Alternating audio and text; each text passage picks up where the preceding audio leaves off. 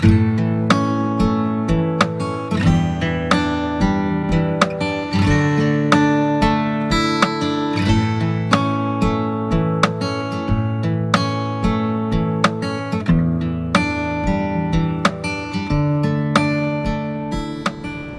friends, welcome back to Grand Adventure. I'm your host, Mark Guido, and this week we are exploring all kinds of exciting things to see and do while we're camping in Twin Falls, Idaho. So stay tuned.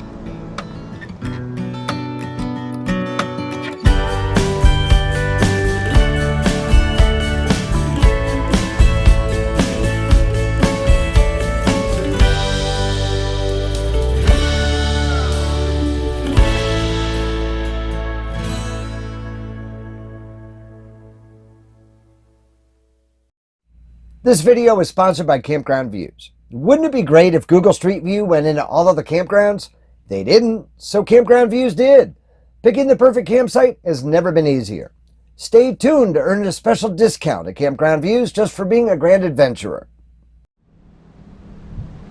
So for this week's episode, we are here at the Twin Falls County Fairgrounds RV Park, which we first introduced to you briefly in last week's episode of Grand Adventure. However, we're here with a whole bunch of our friends, and we feel like we've taken over half of this campground. We're right next to our friends Ed and Ann from the YouTube channel Homie at Large, our friends Dale and Pat from Salt Lake City, our friend Jackie from Ohio, viewers Daryl and Jane, who we met when we got here, and our friends Ben and Christina from the YouTube channel The McMillan Express. So we've got a whole bunch of us all here lined up in a row. We've been having a great time. Now this campground is quite the deal. It's $21 a night, full hookup, or $106 for an entire week of full hookups. Because if you buy 5, you get 2 free.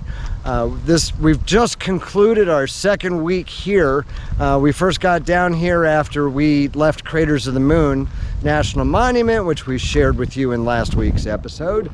But before we get going, we're going to show you all kinds of things around the Twin Falls area, including the Snake River Canyon, the Perrine Bridge, the Evel Knievel jump site, of course Shoshone Falls. We'll take a unique angle on Shoshone Falls that I almost be willing to bet you've never seen before, and all kinds of other sites around the beautiful Twin Falls area. But first, let us introduce you to this marvelous little campground at the Twin Falls County Fairgrounds RV Park.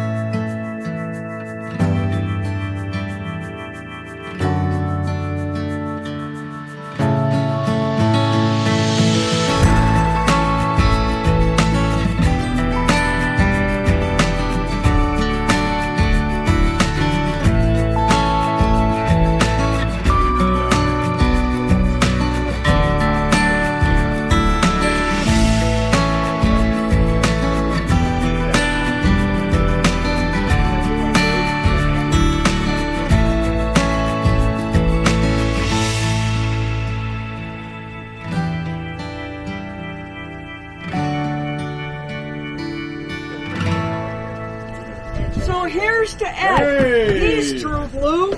He's a camper through and through. So, happy birthday To you. Happy birthday to you. Happy birthday, dear Ed. Happy birthday to you. Yay! Cheers. Right. My new alias, Dan. Yeah. You can think of our video sponsor, CampgroundViews.com, as the Google Street View of campgrounds. They've partnered with Recreation.gov to take a 360-degree tour of hundreds of National Park, BLM, Forest Service, and Army Corps of Engineers campgrounds, site by site. Once you find the site you like, simply click through to make your reservation. Our Grand Adventurers get an extra 5% off CampgroundView.com's already discounted rates just by using the promo code GrandAdventureTV. So click the link down below in the video description to try CampgroundViews.com today. The Snake River Plain is an agricultural region that spans southern Idaho. Here, rich volcanic soils yield plentiful sugar beets, alfalfa, grains, vegetables, and of course, Idaho's famous potatoes, where sufficient irrigation water is available. In the area surrounding Twin Falls, the Snake River has carved a canyon through the plain up to 500 feet deep and a quarter-mile wide.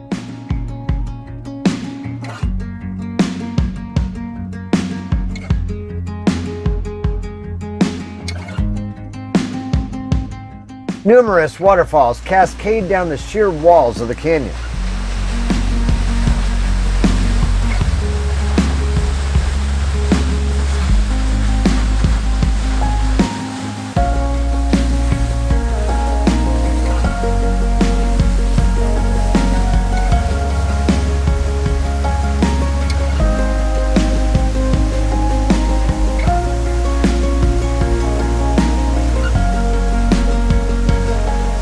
The Perrin Bridge spans the Snake River Canyon right on the outskirts of Twin Falls. It's a popular base jumping site known all over the world. It may be the only man-made structure in the United States where base jumping is allowed year-round without a permit. Many of our viewers may remember September 8, 1974, when Evel Knievel attempted unsuccessfully to jump across the Snake River Canyon on a rocket-powered motorcycle. It was atop this dirt mound that Knievel's crew built the launch structure, which has since been removed.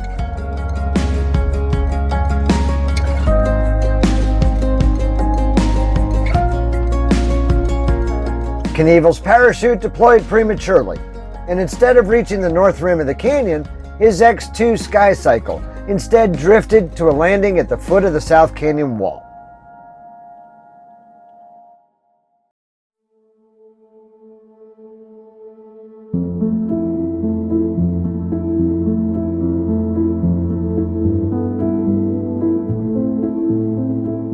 Just a few miles north of Twin Falls, Minidoka National Historic Site commemorates the more than 9,000 Japanese Americans who were imprisoned at the Minidoka War Relocation Center during the Second World War.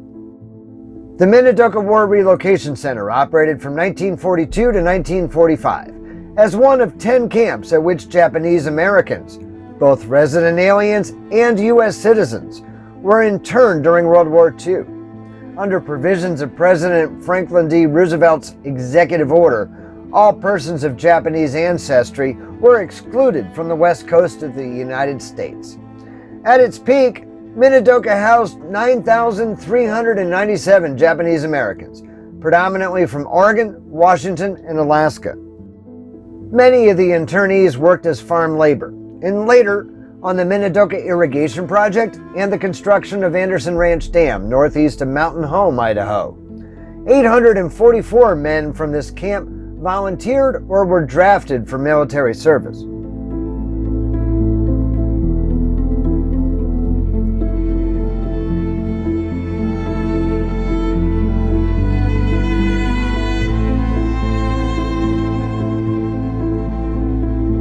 The Minidoka War Relocation Center consisted of 36 blocks of housing, each containing 12 barracks, laundry facilities, bathrooms, and a mess hall. Minidoka also had schools, dry cleaners, general stores, beauty salons and barbershops, fire stations, and radio and watch repair stores.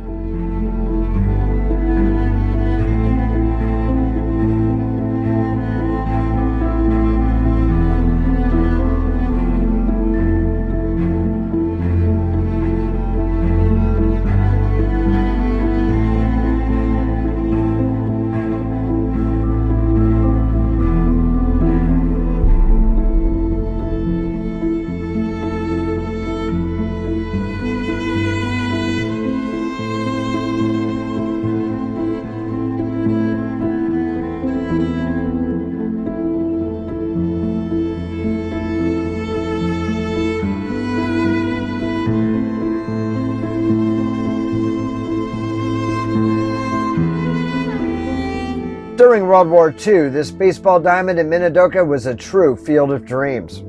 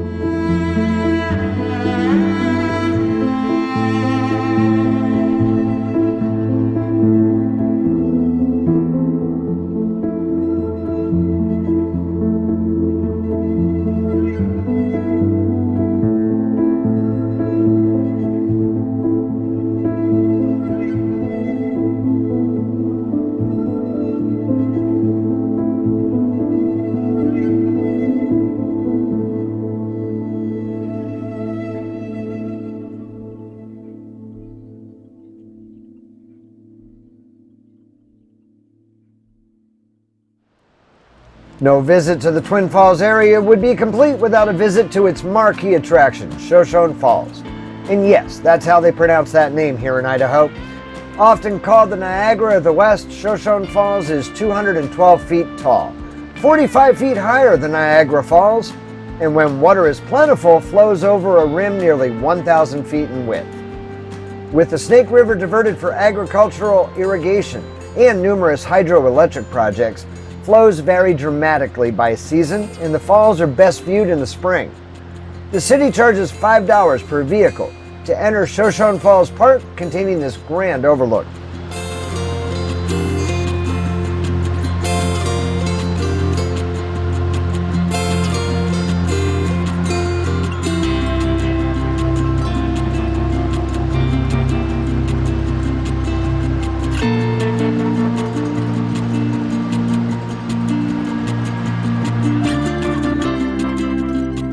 There is, however, just one other way to see the falls from a very different vantage point.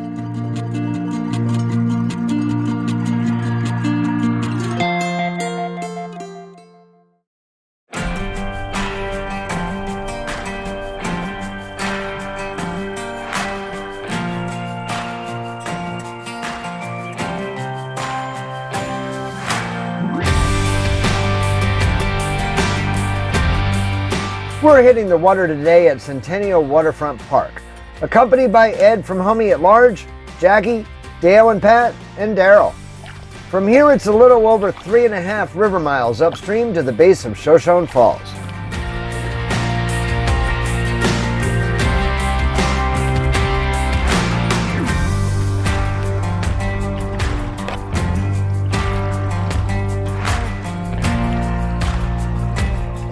Here, there's no detectable current in the Snake River.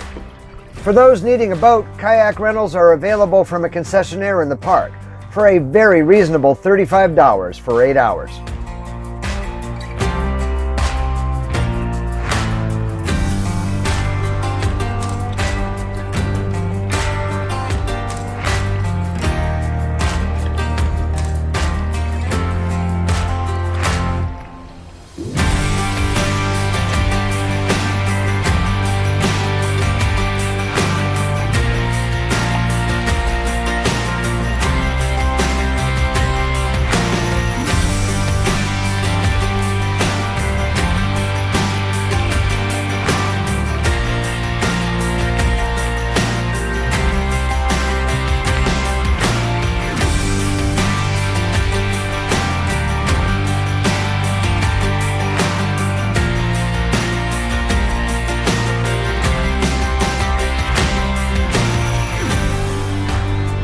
Near the midway point, there's a short portage required to bypass Pillar Falls.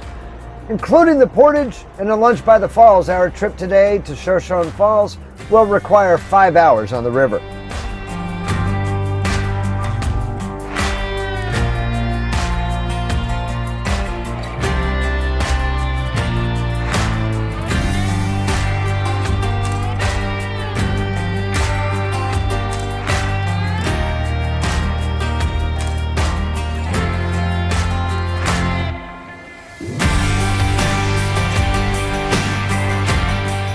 Those who want to cut the trip short may instead ride a pontoon boat to Pillar Falls, skip the portage, and paddle a rented kayak from here.